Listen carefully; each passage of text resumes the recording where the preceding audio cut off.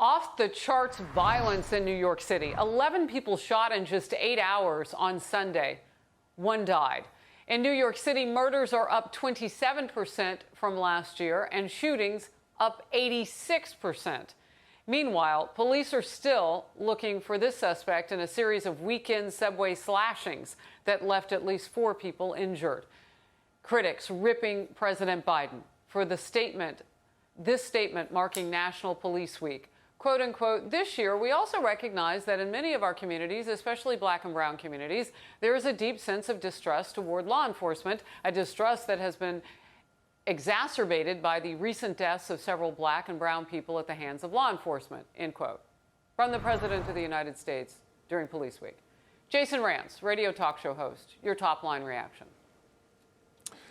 The statement started out so well, I thought. And then, of course, he has to bow to the radicals within the BLM movement in and out of Congress, frankly, because if you don't do that, they end up throwing a fit and they take to the streets.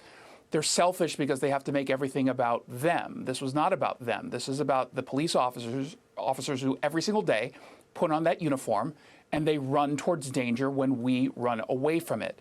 This was about celebrating what they do, not about the reactions from activists who will never be happy. To be clear, when you look at the violence on the streets of this country, the violence that you just referenced, you can look at the police-involved shootings of black and brown individuals, the unarmed ones.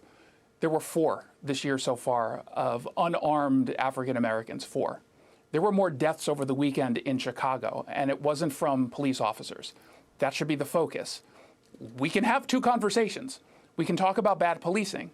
There's certainly bad police officers, but that is a very, very small minority of what's going on here. Let's focus on the good. Let's focus on how to go after the bad. But more importantly, let's talk about the violence that is encompassing so much of what we're not talking about that we should be. You know, we're looking on our screen right now, and New York City, and sometimes this file video, we put that up there because it's like more than a week old. We have been seeing this nightly. And what we saw over the weekend, and as recent as maybe a few weeks ago to call this file, is more than just frightening and disturbing.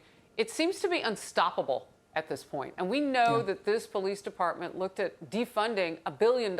And then last week, the mayor of New York City said, we're going to need well over $1 million back because we're having a hard time doing what we need to do now, which is to fight crime. $1 billion versus $1 million. Jason. Yeah, you're going to need a lot more than that, and not just in New York City. The thing is, are you sensing the trend here? We have seen all across the country, the departments that defunded the police, as a result, have seen increases in crime. We've seen it in Seattle and Portland. We've seen it in LA. We've seen it in Minneapolis.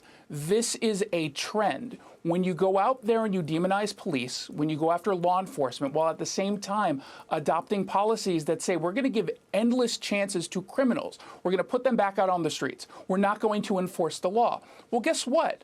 All you're doing is enabling that behavior, and you're creating more victims. And we are becoming the victims. Our neighbors, our friends, our families are becoming victims, and it's growing. There's more momentum. And that's not the kind of momentum that any city wants. And there are a lot of folks out there who say, well, this is not going to come to my neighborhood.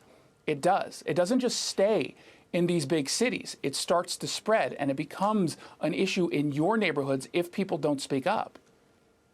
Yeah, New Yorkers can tell you that. Some of the most beautiful boroughs in the world are right next to each other. So when something's rocking and it's violent, it is coming to your neighborhood because it's like a few feet away. Meanwhile, after months and months of chaotic nights in Portland, Oregon, you know this part of the country so well, Jason. People living there say the city has lost its appeal. Think about what that's going to do to the local economy. A local newspaper asked hundreds of people living in and around the city to list 3 words describing downtown Portland, Oregon. Here's what we got. World Cloud shows that the words homeless, dirty, trash, riots, unsafe, destroyed all top the list. Jason, heartbreaking. It is, and I would have used most of those words before the pandemic, before this last year. It's been a problem for a while, and it's only getting worse. And I'm of two minds here. Number one, I'm certainly sympathetic to the people who live in Portland. I go down to Portland semi-frequently because of how close it is. I have friends there. And it's just turned to a dumpster. It is really, really bad.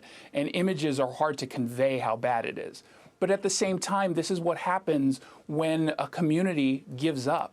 There are not enough people who are standing up and saying, we need to take our communities back. You are losing the soul of Portland, like so many other cities are losing its soul because people have frankly given up. And I understand that it is difficult. Believe me, I live in Seattle. It is difficult to stand up to the political establishment. To the activist class. It is hard. And you're going to get yelled at. You're going to get attacked. In some cases, you might even get hurt. But the fact of the matter is, if people don't stand up for their own hometowns, this is what happens. You see what's going on in Portland, and unfortunately, it's coming to many other cities. You got to take ownership of your own communities.